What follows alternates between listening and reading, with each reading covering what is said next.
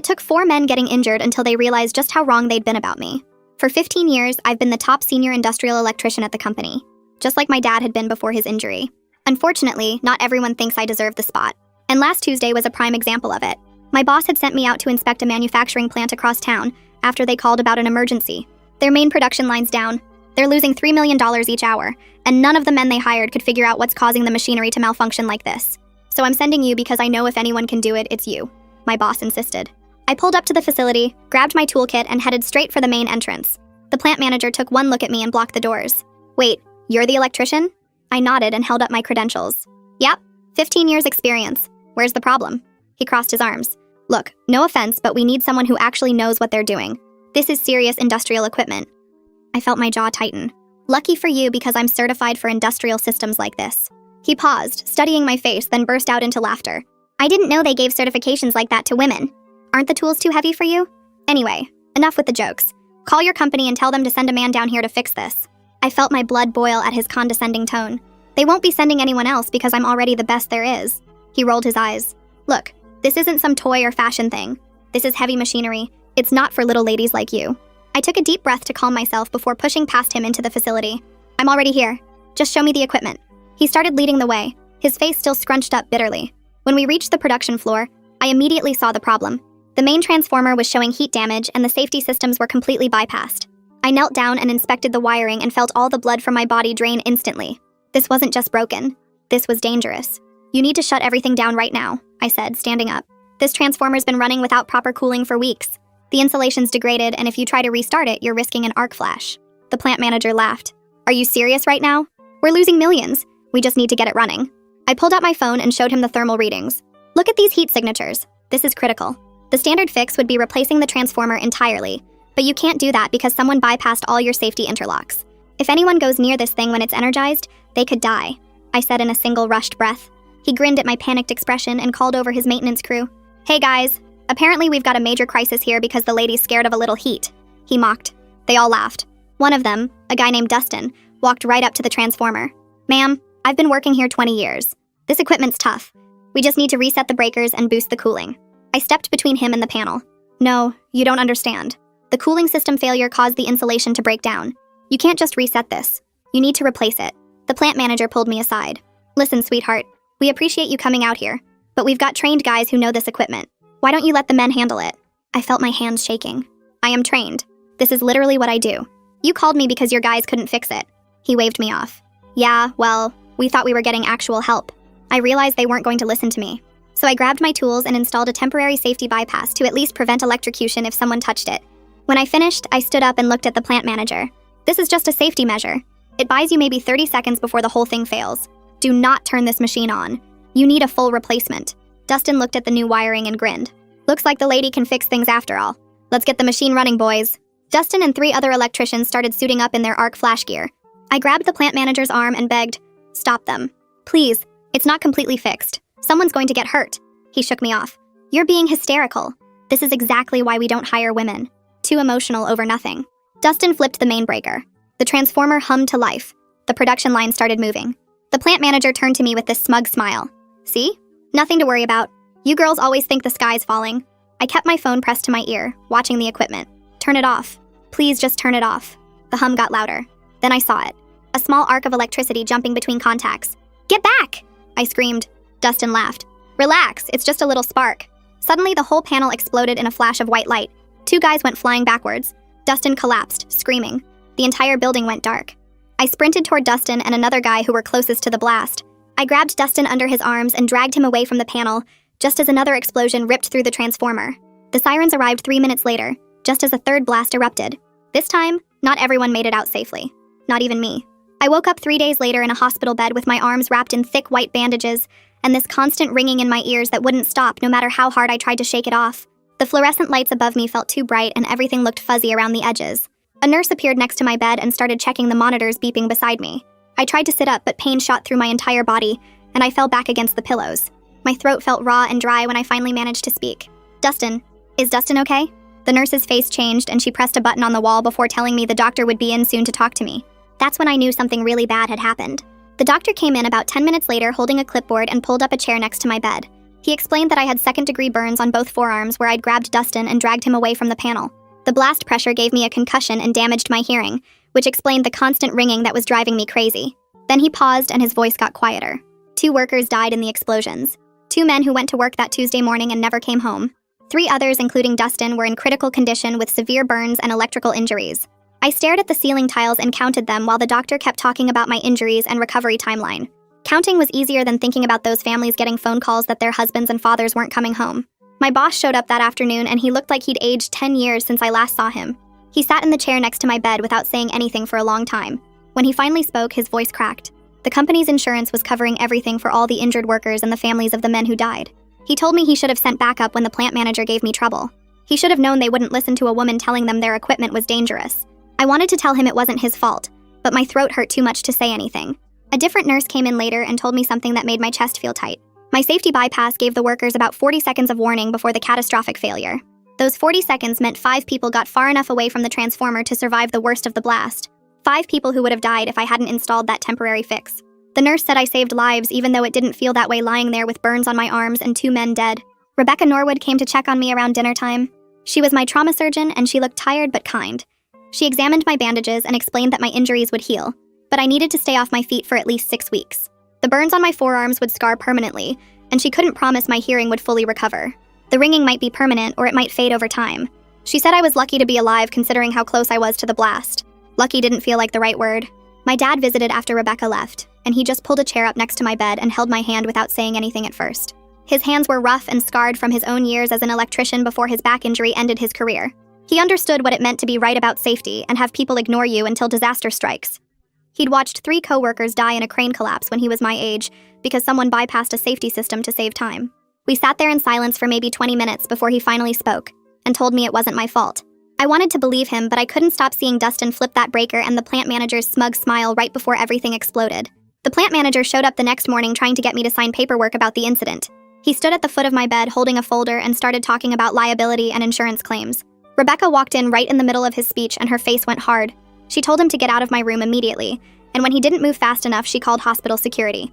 2 guards escorted him out while he protested that he just needed my signature on a few forms. Rebecca told the security desk that he wasn't allowed back in my room under any circumstances. She stood there for a minute after he left and asked if I was okay. I nodded, even though I wasn't okay at all. Reed Lockwood from OSHA came to take my statement while I was still stuck in that hospital bed. He set up a recording device on the table next to me and asked me to describe everything that happened from the moment I arrived at the plant. I told him about the heat damage on the transformer and the bypassed safety systems. I told him about warning them it would fail, and the plant manager calling me hysterical. Reed wrote everything down methodically, and I could tell from his questions that he already knew the plant was operating unsafely. He'd probably seen the maintenance logs and the thermal readings and all the evidence of violations. He just needed my first-hand account to complete his investigation. A nurse I didn't recognize came in that evening with information I'd been dreading. Dustin lost his right arm below the elbow and had burns over 40% of his body. He was stable now, but facing months of recovery and rehabilitation. One of the workers who died was only 23 years old with a pregnant wife who would never meet her baby's father. The other man who died had 3 kids under 10. I turned my face toward the wall so the nurse wouldn't see me crying. The guilt hit me harder than any physical pain from my burns or my concussion. I kept thinking I should have done more. I should have refused to leave that plant. I should have called the fire department or OSHA or found some way to physically prevent them from turning on that equipment. I could have grabbed the breaker myself or cut the power at the main panel. I could have stood in front of the transformer and refused to move. Maybe they would have listened if I'd been more forceful or more aggressive. Maybe those 2 men would still be alive if I'd just done something different. The ringing in my ears got louder every time I thought about it, and I couldn't make it stop. My dad showed up the next morning and pulled a chair right up next to the bed. He sat there quiet for a while just looking at my bandaged arms and the hearing aids the hospital gave me. Then he started telling me about a crane collapse at his job site when he was 32. 3 guys died that day because someone bypassed the weight limit sensors to save time on a big contract. He'd warned the foreman it was dangerous but got told to mind his own business and let the engineers handle it. The crane's main cable snapped during a lift and the whole thing came down on the crew below. My dad said he spent years thinking he should have done more, should have refused to work, should have called OSHA himself instead of trusting the foreman. He looked me straight in the eye and told me I did everything right and those men made their own choice to ignore me. That didn't make the guilt go away, but it helped knowing my dad understood exactly how it felt. Reed came back 2 days later carrying a folder full of photos from the plant. He spread them out on the table next to my bed and showed me the transformer wreckage. The whole thing had basically melted from the inside out, and the safety systems I'd tried to warn them about were completely destroyed. Reed pointed to my temporary bypass wiring in one of the photos, and explained that it had held just long enough to give people a few extra seconds of warning before the catastrophic failure. He said his preliminary investigation suggested my work probably saved a dozen lives by preventing an even bigger cascade failure that would have taken out the entire electrical system. The plant's backup generators would have failed too, and everyone inside would have been trapped in total darkness with live electrical fires. I stared at those photos and tried to feel good about saving people, but all I could think about was the 2 who died anyway. My boss visited that afternoon and told me the company was offering full pay during my entire recovery period. They wanted me to consult on the investigation once I was feeling better and help them understand what went wrong. He sat down and lowered his voice before telling me the plant manager had been fired within 24 hours of the explosion. The facility was completely shut down pending a full safety review, and the manufacturing company that owned it was facing serious legal trouble. My boss said corporate was taking this incredibly seriously because they didn't want their reputation destroyed by what happened. He asked if I needed anything, and I told him I just needed time to heal and figure out if I'd ever be able to work again. 2 weeks after the explosion, Rebecca cleared me to go home but warned me I'd need help with basic stuff for a while. My burns were healing, but the scar tissue was tight and painful, and my hearing still had this constant ringing that drove me crazy. My dad packed up my hospital room and drove me back to my apartment. He'd already moved some of his things in and set up the guest room because he knew I couldn't manage alone yet. Simple things like opening jars or carrying groceries were nearly impossible with my burned arms. My dad helped me shower because I couldn't lift my arms high enough to wash my hair. He cooked all my meals and drove me to follow-up appointments and never once made me feel like a burden even though I felt useless. A workers' compensation attorney named Lance Medina called my cell phone 3 days after I got home. He explained that he was representing the injured workers in a lawsuit against the plant and the manufacturing company. Lance said my testimony about the ignored warnings would be crucial to proving negligence and getting fair compensation for everyone who got hurt. He'd already talked to Dustin and 2 other injured workers, and they all mentioned that I'd tried to stop them. Lance told me he'd reviewed the thermal readings I'd taken, and Reed's preliminary findings, and the case was extremely strong. The plant had ignored clear expert warnings and people died because of it. I told Lance I wanted to help, but I needed to focus on healing first before I could deal with lawyers and depositions. He said he completely understood, and the legal process would take months anyway, so there was plenty of time. Lance gave me his direct number and told me to call whenever I felt ready to talk about what happened. He said the most important thing right now was my recovery, and everything else could wait. I appreciated that he didn't push me because I was barely holding myself together as it was. A woman called through the hospital's patient services line asking to speak with me. She introduced herself as Dustin's wife and said she wanted to thank me for trying to stop them. Her voice shook when she told me that Dustin had been talking to her from his hospital bed about what happened. He'd told her I was right about everything, and he was an arrogant fool who didn't listen. She said Dustin kept saying he should have backed me up instead of laughing at my warnings. I didn't know what to say to her because what could I possibly say that would make any of this better? She thanked me for dragging him away from the panel after the first explosion, and said the doctors told her those few seconds probably saved his life. We talked for maybe 10 minutes before I had to hang up because I couldn't stop crying. My first physical therapy appointment was with a therapist named Cindy Velez at the rehabilitation center across town. My dad drove me there and waited in the lobby while Cindy examined my arms. She had me try to grip different objects and measured how much pressure I could apply. The scar tissue was tight and painful whenever I tried to move my arms through their full range of motion. Cindy showed me exercises to help stretch the tissue and rebuild strength, but she was honest about my limitations. She told me I might not ever have the same grip strength I had before the burns. The damage to the nerve endings and muscle tissue was significant, and some of it would be permanent. Cindy said we'd work together for the next several months, but I needed to prepare myself for the possibility that I wouldn't fully recover. The reality hit me hard during that first therapy session when I couldn't even squeeze a tennis ball properly. My career had been my whole identity for 15 years, and the thought of losing it felt like losing part of who I was. I'd followed in my dad's footsteps and worked my way up to senior electrician through skill and determination. Now I might not be able to hold tools steady enough to do the work safely. Cindy noticed me getting upset and reminded me that recovery takes time, but I knew she was just being kind. The look in her eyes told me she'd seen this before with other patients whose injuries ended their careers. Reed contacted me again about a month after the explosion to share his preliminary OSHA report before it went public. He came to my apartment and sat at the kitchen table with his laptop showing me the findings. The plant had 17 separate safety violations documented in their own maintenance logs. My warnings about the transformer were recorded in emails and work orders that proved I'd identified the exact problems that caused the failure. Reed said the plant manager had overridden multiple safety protocols and ignored expert recommendations from both me and their own maintenance staff. The facility's cooling systems had been failing for weeks, and someone had deliberately bypassed the automatic shutdown features to keep production running. Reed's report concluded that the explosion was entirely preventable and resulted from willful negligence rather than equipment malfunction. The news story broke 2 days after Reed showed me his report. I was home trying to do my physical therapy exercises when my phone started ringing.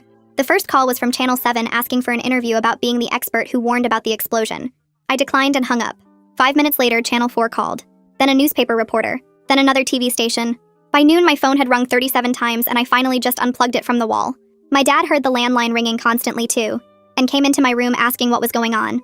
I showed him the news article on my tablet where my name was featured in bold letters as the senior electrician who identified the critical danger and were ignored. The story included quotes from Reed's preliminary report and made it clear I had done everything right while the plant manager had dismissed my warnings. My dad read it twice, then looked at me with this mix of pride and concern. He took my phone and plugged it back in long enough to change the voicemail message saying I was recovering and not available for interviews. Then he unplugged it again and told me I didn't owe anyone my story or my trauma, just because they wanted it for their news cycle. Over the next week, he screened every call and turned away 3 reporters who showed up at our door. He reminded me that what happened was mine to process and share only if and when I wanted to, not because strangers thought they deserved access to my pain. Jerry showed up at my apartment on a Tuesday afternoon about 3 weeks after the explosion. My dad answered the door and I heard him talking to someone before he came to ask if I was okay seeing visitors. I said yes, and Jerry walked in wearing a long-sleeved shirt despite the heat. His face and neck had burn scars that looked similar to mine, and he moved carefully like everything still hurt. He sat down across from me and we just looked at each other for a minute before he started talking. He told me he was farther from the panel when Dustin flipped the breaker because he'd been checking a secondary connection. That extra 15 feet probably saved his life, though he still had second-degree burns on his arms and face. Jerry said he'd been thinking about that day constantly and needed to talk to me about what happened. His hands shook when he started explaining what he remembered. Jerry told me he heard me screaming at them to stop right before Dustin flipped the switch. He said the plant manager had pulled him and the other guys aside earlier and told them I was being hysterical and emotional, like women always were about technical things. The plant manager said to ignore my warnings because I was just scared and didn't really understand the equipment like the men who worked there every day did. Jerry admitted he'd believed it at the time because the plant manager seemed so confident and I seemed so panicked.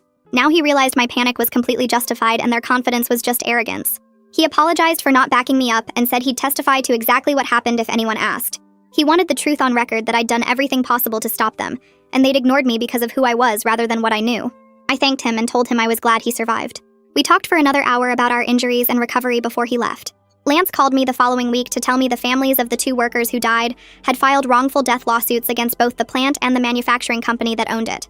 He said the cases were strong given Reed's OSHA report and the documented evidence of my warnings being ignored. Lance explained I'd likely be called as an expert witness to testify about the technical failures and the safety protocols that were violated. He asked if I was okay with that, and I said yes, because those families deserved justice and compensation for losing their husbands and fathers. Lance told me the legal process would take months, but he'd keep me updated on any developments. 6 weeks after the explosion, I went back to see Rebecca for my follow-up appointment. She examined my arms first and said the burns were healing well, though the scars would be permanent. Then she tested my hearing with different tones and frequencies. I could tell from her face that the results weren't good before she even said anything. Rebecca sat down and explained that my hearing had been damaged by the blast pressure, and I'd lost significant range in both ears, especially in the higher frequencies. She asked me questions about my work and what kind of environments I typically worked in. When I described the loud industrial settings and the importance of hearing equipment sounds and warning signals, she got quiet for a moment. Then she told me as gently as she could that returning to high-voltage electrical work might not be safe anymore given my reduced hearing. I could miss critical warning sounds or fail to hear someone shouting an alert. The risk was too high for both me and anyone working near me. The news hit me harder than anything else had since waking up in the hospital. I drove home in a daze and went straight to my room. My dad knocked on the door an hour later and found me crying for the first time since the explosion. I told him what Rebecca had said and how my career was over at 37 years old. Everything I'd built for 15 years was gone. The legacy I'd been carrying on from him was finished. I'd worked so hard to prove myself in a field that didn't want women, and now I couldn't even do the work anymore. My dad sat on the bed next to me and let me cry until I couldn't anymore.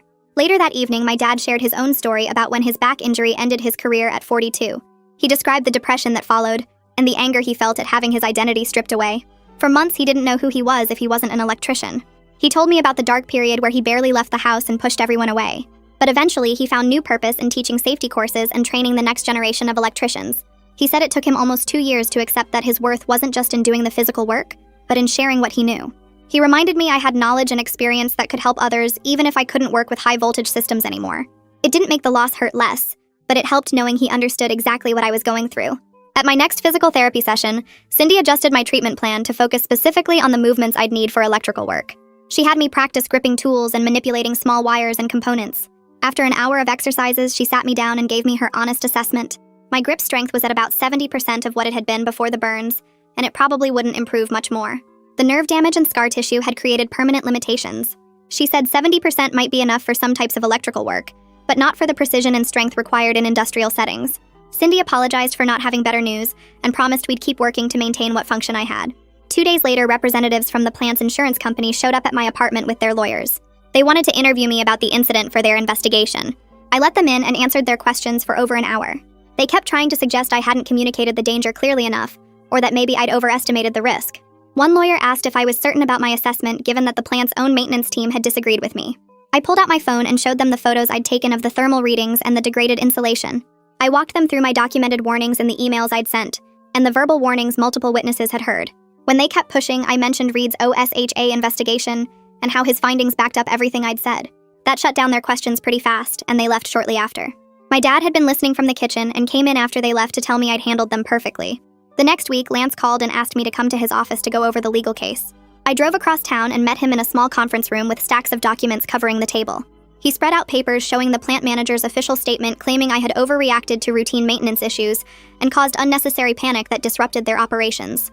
Lance pointed to highlighted sections where the manager insisted the transformer was functioning within normal parameters, and my warnings were based on inexperience with their specific equipment. I felt my face get hot reading his lies, but Lance told me to stay calm because we had everything we needed to prove otherwise. He pulled out the plant's own maintenance logs showing 3 separate warnings from their staff about cooling system failures over the past 2 months. Then he showed me Reed's preliminary investigation report documenting the degraded insulation and bypassed safety systems exactly as I had described. Lance explained that the company's own records proved they knew about the danger and ignored it, and my expert assessment was completely accurate. He said the plant manager was trying to shift blame to avoid criminal negligence charges, but the evidence made his defense impossible. We spent 3 hours going through every detail of that day, and Lance recorded my account of each warning I gave, and each time they dismissed me. He told me the legal proceedings would take months, but the outcome was almost certain given the documentation and Reed's findings. 3 months after the explosion, I got an invitation to a memorial service for the 2 workers who died. I almost didn't go because the thought of facing their families made me feel sick.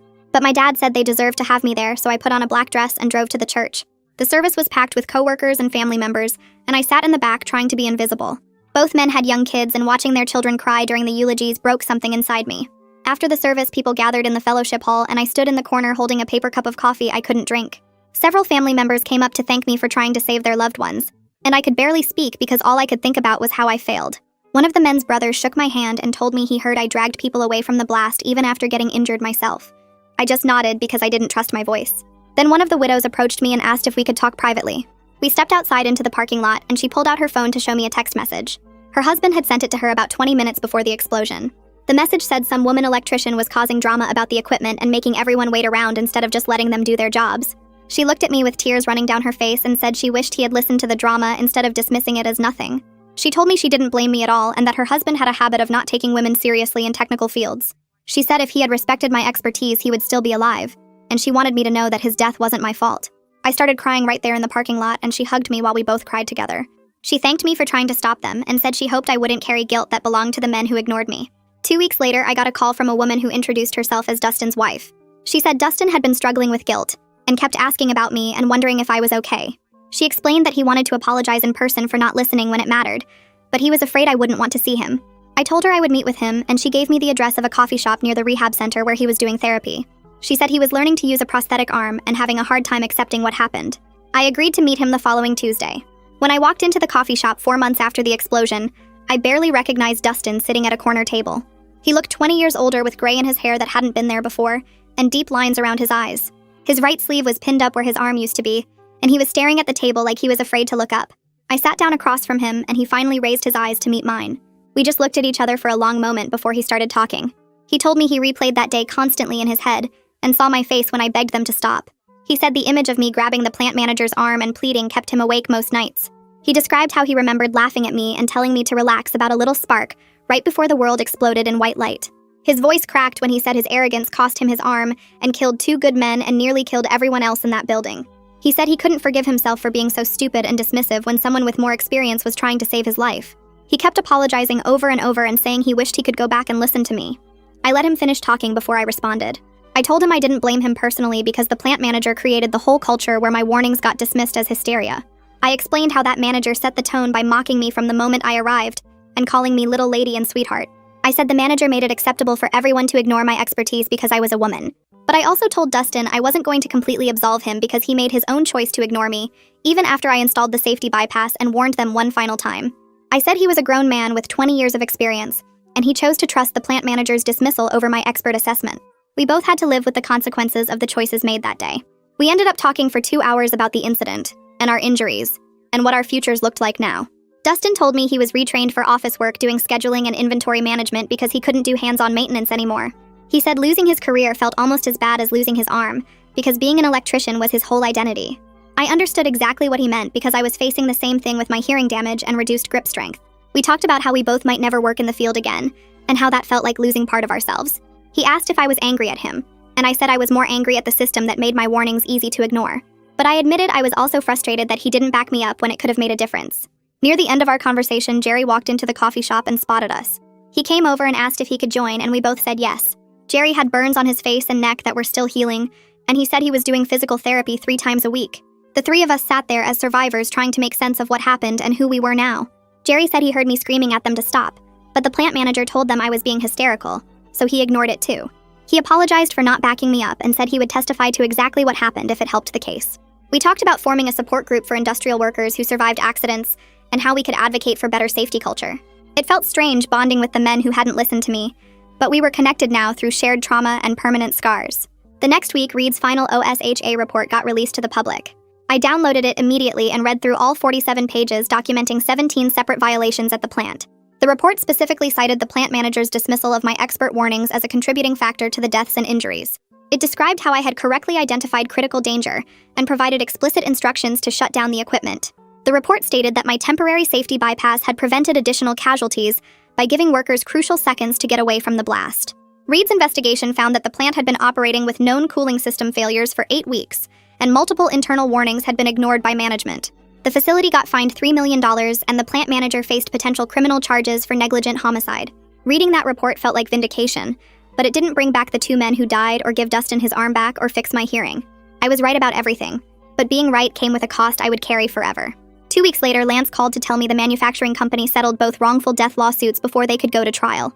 He said the families got substantial money, but he sounded tired when he said it, like he knew no settlement could bring back a 23-year-old with a pregnant wife or a father of 3 who coached Little League. The amount stayed private, but Lance mentioned the company wanted to avoid a public trial, where my testimony would detail exactly how their plant manager were ignored explicit safety warnings and caused 2 deaths. I asked if that meant it was over, and Lance said not even close because the workers' compensation cases were just getting started. He needed me to give a deposition for all the injured workers, including Dustin and Jerry, and the 2 others who survived the blast. I agreed immediately because those guys deserved every cent they could get after what happened to them. The deposition took place in a conference room downtown with Lance on one side of the table and 3 lawyers from the plant's insurance company on the other side. A court reporter sat at the end typing everything I said into her little machine. Lance walked me through my qualifications first, my 15 years of experience, my certifications for industrial systems, my father's legacy in the field. Then he asked me to describe what I found at the plant that day, and I went through it step by step. The bypassed safety systems, the heat damage on the transformer, the degraded insulation, my explicit warnings that someone could die if they energized the equipment. I explained the temporary safety bypass I installed, and how I told them it only bought seconds before catastrophic failure. The insurance lawyers took over after lunch and their questions got hostile fast. One of them, a woman in an expensive suit, asked if I was certain I had assessed the danger correctly given the pressure of the situation. I told her I was absolutely certain because I had 15 years of experience identifying electrical hazards, and this was textbook transformer failure. She asked if being the only woman on site that day might have made me feel defensive and caused me to overstate the risk. Lance objected before I could answer and reminded everyone that the OSHA report confirmed every single one of my assessments. Another lawyer asked if I had proper training to evaluate industrial transformers of that size, and I listed my certifications one by one while staring right at him. They tried for 3 more hours to find some crack in my testimony, some way to suggest I had been wrong or hysterical or incompetent. But Reed had already documented everything in his investigation, and my warnings were in the plant's own maintenance logs written down by their staff. By the time we finished, it was past 6 in the evening, and I felt completely drained. Lance walked me to my car and said I did great, that my testimony was solid and the insurance company was going to have a hard time denying these claims. 3 days later, the plant manager's lawyers requested their own deposition to challenge my qualifications. Lance said they were going to argue that a woman couldn't accurately assess the danger of heavy industrial equipment. I felt my blood pressure spike when he told me that, but Lance said not to worry because he was bringing Reed to testify about the investigation, and my dad volunteered to come talk about my training and the family expertise. The second deposition felt like a battle from the first question. The plant manager's lead attorney asked if I had ever worked on a transformer that large before, and I said yes, multiple times. He asked if I had been intimidated by the plant manager's confidence and deferred to his judgment. I said no. I had been horrified by his ignorance and tried desperately to stop him from killing his workers. Reed testified after me and walked through the OSHA investigation in excruciating detail. He explained that my assessment had been completely accurate, that the transformer was in critical failure state, and that my temporary safety bypass had prevented even more casualties by giving workers crucial seconds to escape. My dad testified last and talked about teaching me electrical work from the time I was 12 years old, about how I had learned the trade the same way he did, through years of hands-on experience and formal training. He said I was a better electrician than he ever was, and that any suggestion otherwise was insulting to both of us. The plant manager's lawyers didn't have much to say after that. 4 months after the explosion, Rebecca cleared me to return to light-duty work. My burns had healed as much as they were going to, and my hearing had stabilized even though I needed hearing aids now. My boss called me into his office the day after I got medical clearance and offered me a position in safety training and inspection instead of hands-on electrical work. He said the company needed someone who understood the real consequences of ignored safety warnings and who could teach others to take expert advice seriously. I sat in his office feeling like someone had punched me in the stomach because accepting that position meant admitting I would never work in the field again. I told him I needed time to think about it and drove straight to my dad's house. He was in his workshop organizing tools when I got there, and I just stood in the doorway trying not to cry. He looked at me and knew immediately what was wrong.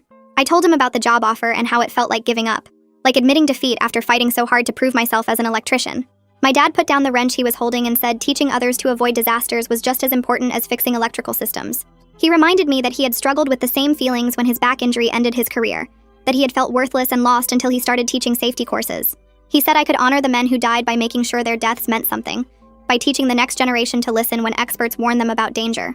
I cried in his workshop for 20 minutes while he just sat there with me. Cindy finished my physical therapy 2 days later with the honest news that I had recovered as much as I was going to. My hearing was permanently reduced even with the hearing aids, and my grip strength topped out at 75% of what it used to be. She said I could maintain that level with regular exercise, but I would never have the same strength I had before the explosion. I asked if she thought I could safely do hands-on electrical work, and she was quiet for a long moment before saying probably not with heavy industrial equipment. The reduced hearing meant I might miss warning sounds, and the grip strength issue could be dangerous when handling large components. I thanked her for being honest, even though hearing it out loud made it feel more real. I called my boss that afternoon and accepted the safety training position. He sounded relieved and said I could start developing curriculum right away, that I should take whatever time I needed to create something meaningful. I spent the next week at my kitchen table writing lesson plans based on everything that happened at that plant. My first lesson focused entirely on listening to expert warnings regardless of who delivered them, on recognizing that expertise and experience mattered more than gender or ego. I included photos from Reed's investigation showing the destroyed transformer and my temporary safety bypass that bought those crucial seconds. I wrote case studies about the 2 men who died and the permanent injuries suffered by the survivors. The Workers' Compensation Board scheduled hearings for all the injured workers 6 weeks after I accepted the new position. Lance called to prepare me for testimony and said the hearings would be more formal than the depositions. I showed up at the administrative building downtown, wearing my hearing aids visibly, and a long-sleeved shirt that still showed the burn scars on my wrists. The hearing room looked like a small courtroom with the 3 board members sitting at a raised desk and witness chairs facing them. I testified first about the unsafe conditions at the plant manager's refusal to shut down the equipment, and my explicit warnings about the danger. I described watching them ignore me and flip that breaker, seeing the first explosion, dragging Dustin away from the second blast. One of the board members asked why I thought my warnings were dismissed, and I said honestly that the plant manager made it clear he didn't believe a woman could assess industrial equipment accurately. Dustin testified next, and I watched from the back of the room as he described ignoring my warnings because the plant manager told him I was being hysterical. He said he had 20 years of experience and he thought he knew better than some woman his boss had called to fix the problem. Dustin's voice broke when he talked about waking up in the hospital without his arm and realizing I had been right about everything. He said the culture at that plant treated women's expertise as less valid, and he had bought into that thinking until it cost him his arm and killed 2 of his co-workers. Jerry testified after Dustin and gave a similar account. He said he heard me screaming at them to stop, but the plant manager waved him off and said I was being emotional and dramatic. Jerry described seeing the first explosion and thinking in that split second that he should have listened to me. His honest testimony about his own mistakes and the dismissive culture at the plant seemed to affect the board members deeply. The hearings lasted 3 days total with testimony from all the injured workers, medical experts about their injuries, and vocational specialists about their reduced earning capacity. The board deliberated for 2 weeks before issuing their ruling. Lance called me the morning the decision came out and said the board ruled in favor of all the injured workers with substantial settlements for medical costs, lost wages, and permanent disability.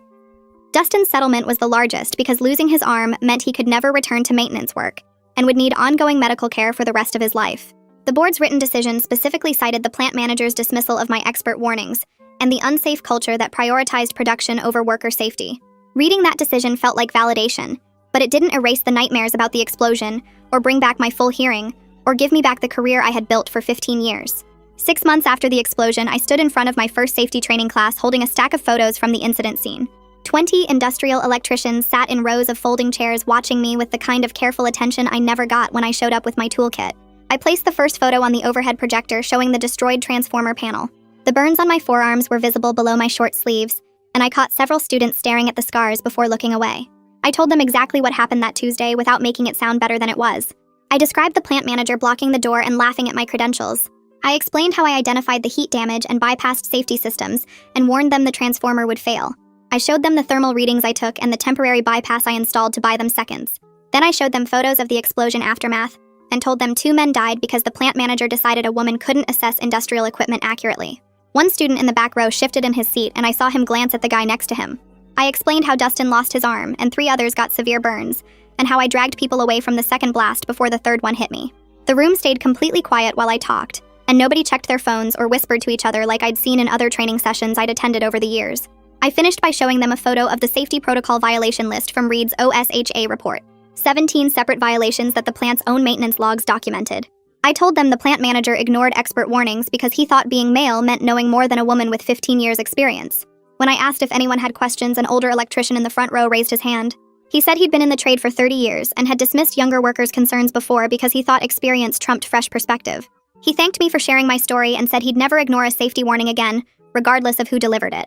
3 other electricians came up after class ended and told me similar things.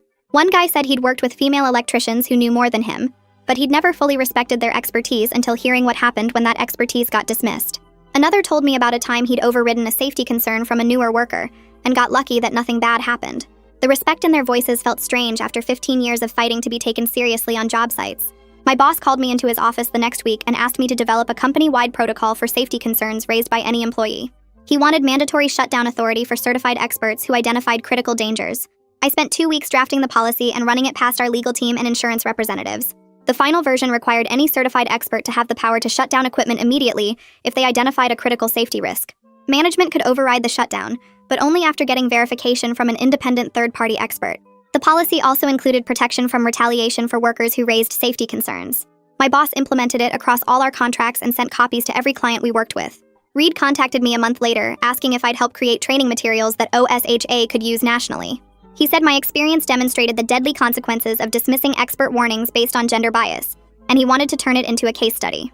We spent 6 weeks developing a 4-hour training module that covered gender bias in safety-critical industries, the importance of listening to expert warnings, and the legal and human costs of ignoring safety concerns. The training included video of me describing the explosion and testimony from Dustin about ignoring my warnings. Reed told me OSHA planned to make the training mandatory for all industrial facility managers starting next quarter. 7 months after the explosion, I drove to the rehabilitation center where Dustin was finishing his occupational therapy. I found him in the therapy gym working with his prosthetic arm to pick up small objects. He'd adapted remarkably well and could grip a coffee cup and manipulate tools with decent precision. He saw me watching and waved me over with his prosthetic. We sat in the cafeteria and he told me about his new office job starting next week doing safety compliance reviews for an industrial consulting firm. He said losing his arm meant he couldn't do maintenance work anymore, but it also gave him a chance to prevent other people from making his mistakes. Then he told me something that surprised me. He'd been meeting regularly with the widow of one of the workers who died in the explosion. She'd reached out wanting to understand exactly what happened and why her husband died. Dustin said he'd explained everything, including how he dismissed my warnings, because the plant manager told him I was being hysterical. The widow asked him to speak at safety conferences about the cost of arrogance, and he'd already done 2 presentations. He showed me his speaking schedule for the next 6 months with conferences in 8 different states. Jerry had returned to maintenance work but now served as a safety liaison who reviewed all expert warnings before any equipment restart. I ran into him at a job site where my company was doing an inspection, and he pulled me aside to talk. He said our experience taught him that expertise mattered more than ego, and he'd made it his mission to make sure every warning got taken seriously. He'd already stopped 3 unsafe restarts by insisting on independent verification. The manufacturing company that owned the plant where the explosion happened implemented new policies requiring outside expert verification before overriding any safety shutdown recommendation. Their corporate safety director called me to discuss the policy changes and specifically mentioned my case as the reason for the new requirements. He said they were rolling out the policy across all 40 of their facilities nationwide. 8 months after the explosion, I got an invitation to speak at a national industrial safety conference in Chicago. The conference director said they wanted me to present on gender bias in safety-critical industries and the consequences of dismissing expert warnings. I was nervous about speaking to hundreds of safety professionals, but I agreed because sharing my experience might prevent similar disasters. I spent 3 weeks preparing my presentation with help from Reed and input from Dustin and Jerry. My conference presentation focused on how gender bias in industrial settings could have deadly consequences when it caused people to dismiss expert warnings. I stood on stage with my scarred arms visible and my hearing aids showing and told my story to a room of 400 safety professionals. I showed the same photos I used in my training classes and played video testimony from Dustin about ignoring my warnings. I explained how the plant manager's assumption that women couldn't assess industrial equipment accurately led directly to 2 deaths and multiple serious injuries. The response was overwhelmingly positive, with a standing ovation that lasted almost 2 minutes. After my presentation ended, I got surrounded by conference attendees asking questions and requesting copies of my training materials. Representatives from 6 different companies asked if I could deliver my training at their facilities. 3 industry publications wanted to interview me about gender bias in industrial safety. A woman from a major manufacturing company told me she'd faced similar dismissal of her expertise, and my presentation validated her experience. The conference director told me they wanted me back next year as a keynote speaker. 2 weeks after Chicago, I got an email from a woman in Texas who attended my presentation. She wrote that she'd been dismissed by her crew for 3 years, but my story gave her courage to file a formal safety complaint about ignored warnings at her facility. The complaint triggered an inspection that found 12 violations and prevented what investigators said would have been a likely explosion within months. Reading her email, I understood something important. As a hands-on electrician, I could fix maybe 20 systems a year across different facilities, but through training and advocacy, I was reaching hundreds of electricians who would each make better decisions for decades. The grief over losing my career didn't disappear, but it got easier knowing the explosion pushed me toward work that might save more lives than I ever could have working alone with my tools. My dad showed up unannounced to one of my training sessions 3 weeks later. I was halfway through presenting the transformer case study when I noticed him standing in the back of the room with his arms crossed and a slight smile on his face. After class ended, he waited until the other attendees left before walking up to the front. He looked at my training materials spread across the table and then at the photos of the explosion damage still displayed on the screen behind me. He pulled me into a hug and said he was proud of how I turned the worst thing that ever happened to me into something that mattered. He told me I was carrying on the family legacy just like he'd always hoped, but in a way that was probably more important than anything he'd done in his 30 years of electrical work. We went to dinner that night and talked for 3 hours about how both our careers ended because of workplace injuries, but how we'd both found ways to keep contributing to the field we loved. 9 months after the explosion, I got a call from Reed telling me OSHA was giving me their Safety Innovation Award for my training program and advocacy work. The ceremony was in Washington, D.C., with about 200 safety professionals and government officials attending. Reed presented the award himself and told everyone in the room that my warnings at the plant saved 5 lives, even though they weren't listened to in time to save everyone. He said my work since then was changing how the entire industry approached expert warnings and gender bias in safety-critical decisions. I stood at the podium holding the award with my scarred forearms visible on both sides of the plaque and my hearing aids clearly showing. I told my story to the room full of safety professionals without sugarcoating what happened or pretending the outcome was anything but terrible. The explosion changed everything about my life and my career in ways I'm still processing and probably always will be. But it also gave me a platform to prevent future tragedies and honor the 2 men who died because their manager valued his ego over their safety. I'm not the same person I was before that Tuesday, and I never will be. The confident electrician who walked into that plant doesn't exist anymore. But I found a way to turn the worst day of my life into work that means something, and that has to be enough.